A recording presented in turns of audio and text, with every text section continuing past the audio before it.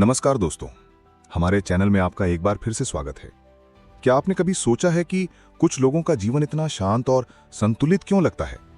क्यों कुछ लोग मुश्किल से मुश्किल समय में भी एक अटूट विश्वास के साथ खड़े रहते हैं? हम अक्सर कहते हैं उस पर तो भगवान की कृपा है, लेकिन ये भगवान की कृपा आखिर है क्या और ये किन लोगों पर होती है? क्या ये सिर्फ उन पर होती है जो मंदिरों में घंटों बिताते हैं या जो बड़े बड़े दान करते हैं? आज इस वीडियो में हम शास्त्रों, संतों और ज्ञानियों के वचनों के आधार पर उन 7 तरह के लोगों या उन 7 गुणों के बारे में बात करेंगे जो भगवान की कृपा को अपनी ओर आकर्षित करते हैं। तो इस वीडियो को अंत तक जरूर देखिएगा, क्योंकि हो सकता है इनमें से कोई गुण आपके अंदर भी हो। दोस्तों, सबसे पहले एक बात समझना बहुत जरूरी है। भगवान की कृपा किसी भेदभाव पर आधारित नहीं है। वो तो सूर्य के प्रकाश की तरह है जो सब पर समान रूप से पड़ता है। सवाल यह है कि कौन अपनी खिड़कियां खोलकर उस प्रकाश को अंदर आने देता है। ये गुण ही वो खिड़कियां हैं। तो चलिए जानते हैं पहला गुण, विनम्र और अहंकार रहित व्यक्ति।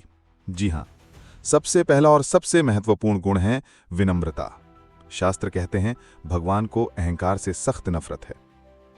जिस तरह पानी हमेशा ढलान की ओर बहता है, उसी तरह ईश्वर की कृपा भी हमेशा विनम्र व्यक्ति की ओर बहती है। जो व्यक्ति मानता है कि मैं कुछ नहीं हूं, जो कुछ है वो ईश्वर है, उसका हृदय एक खाली पात्र की तरह हो जाता है जिसे ईश्वर अपनी कृपा से भर देते हैं। जब हमें अपनी उपलब्धियों, अपने ज्ञान या अपने धन पर अहंकार हो जाता है, तो हम उस पात्र को अपने मैं से भर देते हैं और फिर वहां कृपा के लिए कोई जगह नहीं बचती। कबीरदास जी ने कहा है, जब मैं था तब हरि नहीं, अब हरि है मैं नहीं। तो खुद से पूछिए कि आप अपनी सफलताओं का श्रेय ईश्वर को देते हैं? क्या आप दूसरों के सामने विनम्र रहते हैं? दूसरा गुण है अटूट श्रद्धा और विश्वास रखने वाला। ये वो विश्वास है जो तर्क और परिस्थितियों के परे होता है। ये जानना कि चाहे कुछ भी हो जाए, मेरा ईश्वर मेरे साथ है और वो जो भी करेगा मेरे भले के लिए ही करेगा। जीवन में जब मुश्किलें आती हैं तो अक्सर हमारा विश्वास डगमगा जाता है। हम शिकायतें करने लगते हैं, लेकिन जिन पर कृपा होती है वे उस मुश्किल घड़ी में भी ईश्वर का हाथ थामे रहते हैं। उन्हें पता होता है कि ये परीक्षा की घड़ी है और इसके पार एक सुनहरा सवेरा है। शबरी की श्रद्धा को याद कीजिए, जिसने सालों तक भगवान राम की प्रतीक्षा की, सिर्फ इस विश्वास पर कि वो जरूर आएंगे, और भगवान आए। श्रद्धा में वो शक्ति है जो असंभव को भी संभव कर देती है। तीसरा गुण है करुणा और दया का भाव रखने वाला। ईश्वर की कृपा उन पर सबसे पहले बरसती है जिनके हृदय में दूसरों के लिए करुणा और दया होती है, जो सिर्फ इंसानों से नहीं बल्कि हर जीव जंतु, पेड़ पौधों से प्रेम करते हैं, क्योंकि ईश्वर कण कण में व्याप्त है। जब आप किसी भूखे को खाना खिलाते हैं, किसी प्यासे को पानी पिलाते हैं या किसी दुखी के आंसू पोंछते हैं, तो आप असल में ईश्वर की ही सेवा कर रहे होते हैं। नर सेवा नारायण सेवा का सिद्धांत यही तो है। जो व्यक्ति दूसरों के दर्द को महसूस कर सकता है, उसका हृदय ईश्वर का मंदिर बन जाता है। भगवान ऐसे ही कोमल हृदयों में वास करना पसंद करते हैं। चौथा गुण है निस्वार्थ कर्म करने वाला। श्रीमद् भगवद गीता का सार है निस्वार्थ कर्म, यानी ऐसा कर्म जो फल की इच्छा के बिना किया जाए। हम में से ज्यादातर लोग कुछ भी करते हैं तो सोचते हैं मुझे इससे क्या मिलेगा, लेकिन जिस पर भगवान की कृपा होती है वो अपना कर्तव्य पूरी ईमानदारी और लगन से करता है, परिणाम की चिंता किए बिना।